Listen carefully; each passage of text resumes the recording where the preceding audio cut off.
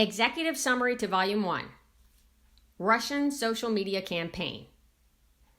The Internet Research Agency, or IRA, carried out the earliest Russian interference operations identified by the investigation. A social media campaign designed to provoke and amplify political and social discord in the United States. The IRA was based in St. Petersburg, Russia, and received funding from Russian oligarch Yevgeny Prigozhin and companies he controlled. Prigozhin is widely reported to have ties to Russian President Vladimir Putin. Redacted. In mid-2014, the IRA sent employees to the United States on an intelligence gathering mission with instructions. Redacted. The IRA later used social media accounts and interest groups to sow discord in the U.S. political system through what it termed information warfare. The campaign evolved from a generalized program designed in 2014 and 2015 to undermine the U.S. electoral system to a targeted operation that by early 2016 favored candidate Trump and disparaged candidate Clinton. The IRA's operation also included the purchase of political advertisements on social media in the names of U.S. persons and entities, as well as staging of political rallies inside the United States. To organize those rallies, IRA's employees posed as a U.S. grassroots entities and persons and made contact with Trump supporters and Trump campaign officials in the United States. The investigation did not identify that any U.S. persons conspired or coordinated with the IRA. Section 2 of this report details the office's investigation of the Russian social media campaign. Russian hacking operations. At the time that the IRA operation began to focus on supporting candidate Trump in early 2016, the Russian government employed a second form of interference: cyber intrusions, hacking, and releases of hacked materials damaging to the Clinton campaign. The Russian intelligence service, known as the Main Intelligence Directorate of the General Staff of the Russian Army, or GRU, carried out these operations. In March 2016, the GRU began hacking the email accounts of Clinton campaign volunteers and employees, including campaign chairman John Podesta. In April 2016, the GRU hacked into the computer networks of the Democratic Congressional Campaign Committee, or DCCC, and the Democratic National Committee, or DNC. The GRU stole hundreds of thousands of documents from the compromised email accounts and networks. Around the time that the DNC announced in mid-June 2016 the Russian government's role in hacking its network, the GRU began disseminating stolen materials through the fictitious online personas, quote, DC Leaks, unquote, and Guccifer 2.0, unquote. The GRU later released additional materials through the organization WikiLeaks. The presidential campaign of Donald J. Trump, quote, Trump campaign, unquote, or campaign, showed interest in WikiLeaks releases of documents and welcomed their potential to damage candidate Clinton. Beginning in June 2016, redacted, forecast to senior campaign officials that WikiLeaks would release information damaging to candidate Clinton. WikiLeaks' first release came in July 2016. Around that same time, candidate Trump announced that he hoped Russia would recover emails described as missing from a private server used by Clinton when she was Secretary of State. He later said that he was speaking sarcastically. Redacted. WikiLeaks began releasing Podesta's stolen emails on October 7, 2016, less than 1 hour after a U.S. media outlet released video considered damaging to candidate Trump. Section 3 of this report details the office's investigation into the Russian hacking operations, as well as other efforts by Trump campaign supporters to obtain Clinton-related emails. Russian contacts with the campaign. The social media campaign and the GRU hacking operations coincided with a series of contacts between Trump campaign officials and individuals with ties to the Russian government. The office investigated whether those contacts reflected or resulted in the campaign conspiring or coordinating with Russia in its election interference activities. Although the investigation established that the Russian government perceived it would benefit from a Trump presidency and worked to secure that outcome, and that the campaign expected it would benefit electorally from information stolen and released through Russian efforts, the investigation did not establish that members of the Trump campaign conspired or coordinated with the Russian government in its election interference activities. The Russian contacts consisted of business connections, offers of assistance to the campaign, invitations for candidate Trump and Putin to meet in person, invitations for campaign officials and representatives of the Russian government to meet, and policy positions seeking improved U.S.-Russian relations. Section 4 of this report details the contacts between Russia and the Trump campaign during the campaign and transition periods, the most salient of which are summarized below in chronological order. 2015. Some of the earliest contacts were made in connection with the Trump Organization real estate project in Russia known as Trump Tower Moscow. Candidate Trump signed a letter of intent for Trump Tower Moscow by November 2015, and in January 2016, Trump Organization executive Michael Cohen emailed and spoke about the project with the office of Russian government press secretary Dmitry Peskov. The Trump Organization pursued the project through at least June 2016, including by considering travel to Russia by Cohen and candidate Trump. Spring 2016. Campaign foreign policy advisor George Papadopoulos made early contact with Joseph Mifsud, a London-based professor who had connections to Russia and traveled to Moscow in April 2016. Immediately upon his return to London from that trip, Mifsud told Papadopoulos that the Russian government had dirt on Hillary Clinton in the form of thousands of emails. 1 week later, in the first week of May 2016, Papadopoulos suggested to a representative of a foreign government that the Trump campaign had received indications from the Russian government that it could assist the campaign through the anonymous release of information damaging to candidate Clinton. Throughout that period of time and for several months thereafter, Papadopoulos worked with Mifsud and two Russian nationals to arrange a meeting between the campaign and Russian government. No meeting took place. Summer 2016. Russian outreach to the Trump campaign continued into the summer of 2016, as candidate Trump was becoming the presumptive Republican nominee for president. On June 9, 2016, for example, a Russian lawyer met with senior Trump campaign officials Donald Trump Jr., Jared Kushner, and campaign chairman Paul Manafort to deliver what the email proposing the meeting had described as, quote, official documents and information that would incriminate Hillary, end quote. The materials were offered to Trump Jr. as, quote, part of Russia and its government's support for Mr. Trump, end quote.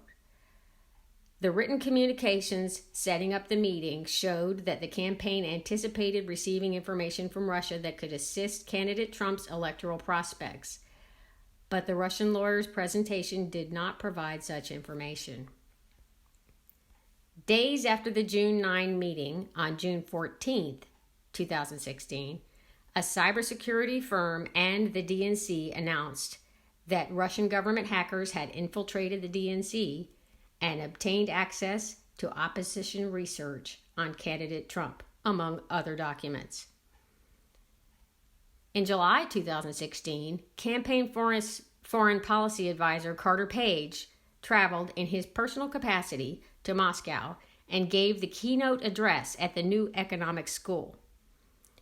Page had lived and worked in Russia between 2003 and 2007. After returning to the United States, Page became acquainted with at least 2 Russian intelligence officers, one of whom was later charged in 2015 with conspiracy to act as an unregistered agent of Russia. Page's July 2016 trip to Moscow and his advocacy for pro-Russian foreign policy drew media attention. The campaign then distanced itself from Page and by late September 2016 removed him from the campaign. July 2016 was also the month WikiLeaks first released emails stolen by the GRU from the DNC.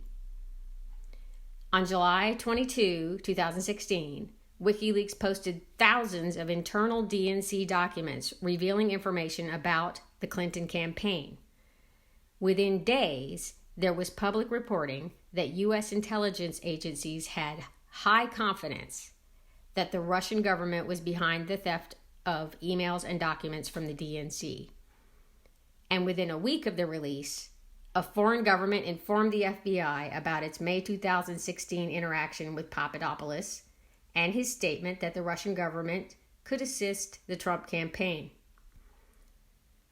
On July 31, 2016, based on the foreign government reporting, the FBI opened an investigation into potential coordination between the Russian government and individuals associated with the Trump campaign. Separately, on August 2, 2016, Trump campaign chairman Paul Manafort met in New York City with his longtime business associate, Konstantin Kilimnik, who the FBI assesses to have ties to Russian intelligence. Kilimnik requested the meeting to deliver in person a peace plan for Ukraine that Manafort acknowledged to the special counsel's office was a, quote, backdoor, unquote, way for Russia to control part of eastern Ukraine. Both men believed the plan would require candidate Trump's assent to succeed, were he to be elected president. They also discussed the status of the Trump campaign and Manafort's strategy for winning Democratic votes in Midwestern states. Months before that meeting, Manafort had caused internal polling data to be shared with Kilimnik, and the sharing continued for some period of time after their August meeting. Fall 2016. On October 7, 2016, the media released video of candidate Trump speaking in graphic terms about women years earlier, which was considered damaging to his candidacy. Less than an hour later, WikiLeaks made its second release. Thousands of John Podesta's emails that had been stolen by the GRU in late March 2016. The FBI and other U.S. government institutions were at the time continuing their investigation of suspected Russian government efforts to interfere in the presidential election. That same day, October 7th, the Department of Homeland Security and the Office of the Director of National Intelligence issued a joint public statement, quote, that the Russian government directed the most recent compromises of emails from U.S. persons and institutions, including from U.S. political organizations, end quote. Those thefts and disclosures of the hacked materials through online platforms such as WikiLeaks, the statement continued, quote, are intended to interfere with the U.S. election process, end quote. Post-2016 election. Immediately after the November 8 election, Russian government officials and prominent Russian businessmen began trying to make inroads into the new administration. The most senior levels of the Russian government encouraged these efforts. the Russian embassy made contact hours after the election to congratulate the president-elect and to arrange a call with President Putin. Several Russian businessmen picked up the effort from there. Kirill Dmitriev, the chief executive officer of Russia's Sovereign Wealth Fund, was among the Russians who tried to make contact with the incoming administration. In early December, a business associate steered Dmitriev to Eric Prince, a supporter of the Trump campaign and an associate of senior Trump advisor Steve Bannon. Dmitriev and Prince later met face-to-face in January 2017 in the Seychelles and discussed U.S.-Russia relations. During the same period, another business associate introduced Dmitriev to a friend of Jared Kushner who had not served on the campaign or the transition team. Dmitriev and Kushner's friend collaborated on a short written reconciliation plan for the United States and Russia, which Dmitriev implied had been cleared through Putin. The friend gave that proposal to Kushner before the inauguration, and Kushner later gave copies to Bannon and incoming Secretary of State Rex Tillerson. On December 29, 2016, then President Obama imposed sanctions on Russia for having interfered in the election. Incoming National Security Advisor Michael Flynn called Russian Ambassador Sergei Kislyak and asked Russia not to escalate the situation in response to the sanctions. The following day, Putin announced that Russia would not take retaliatory measures in response to the sanctions at that time. Hours later, President-elect Trump tweeted, quote, "Great move on delay by V. Putin," unquote. The next day, on December 31st, 2016, Kislyak called Flynn and told him the request had been received at the highest levels and Russia had chosen not to retaliate as a result of Flynn's request.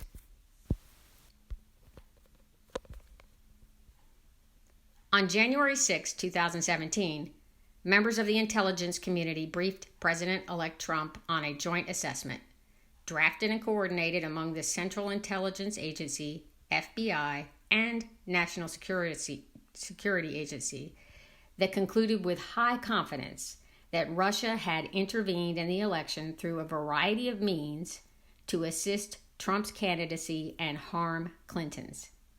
A declassified version of the assessment was publicly released that same day.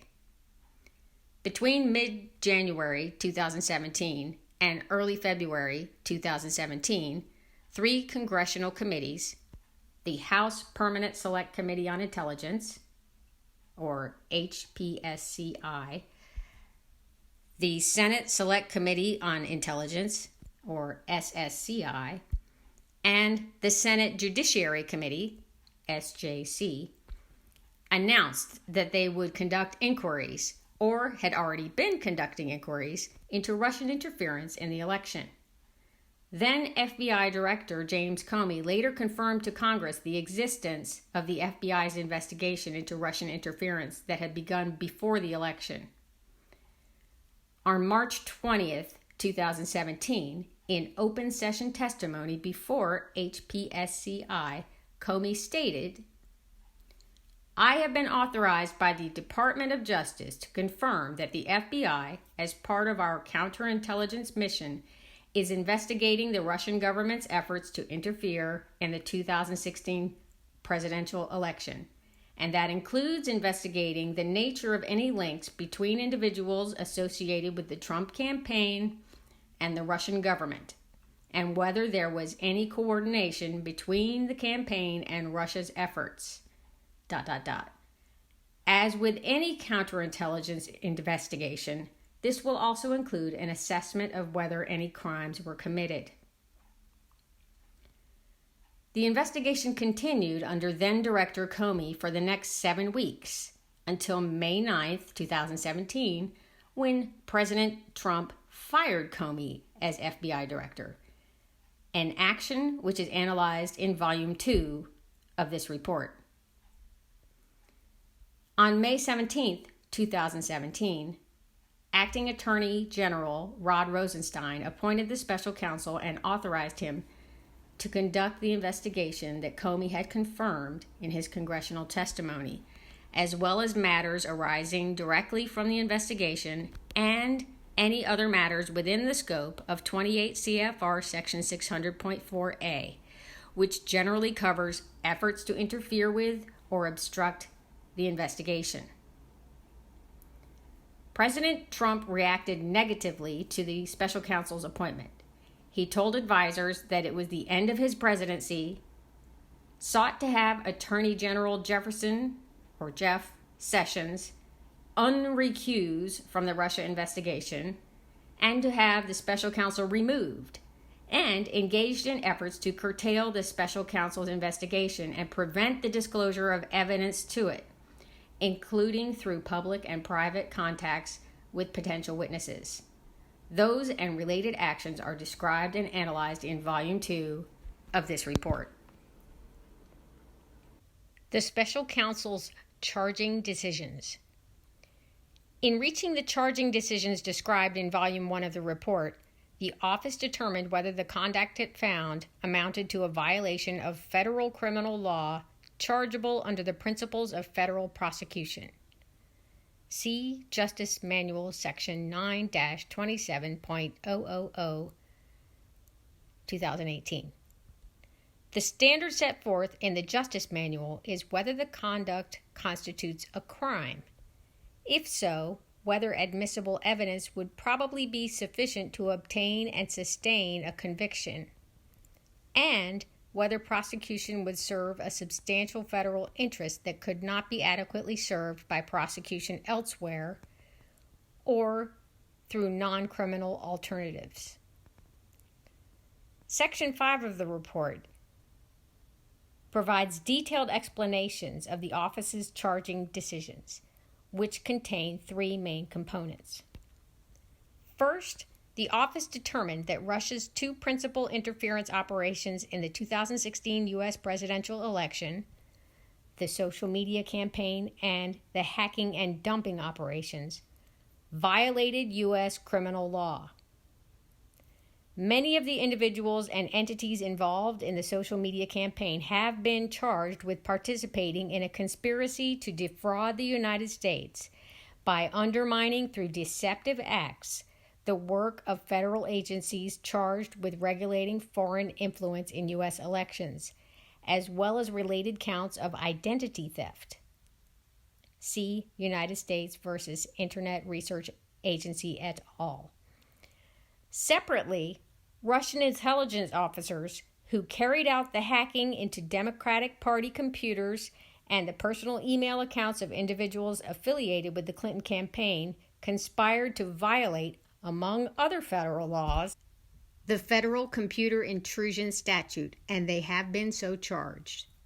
See United States versus Netisho. Second, while the investigation identified numerous links between individuals with ties to the Russian government and individuals associated with the Trump campaign, the evidence was not sufficient to support criminal charges.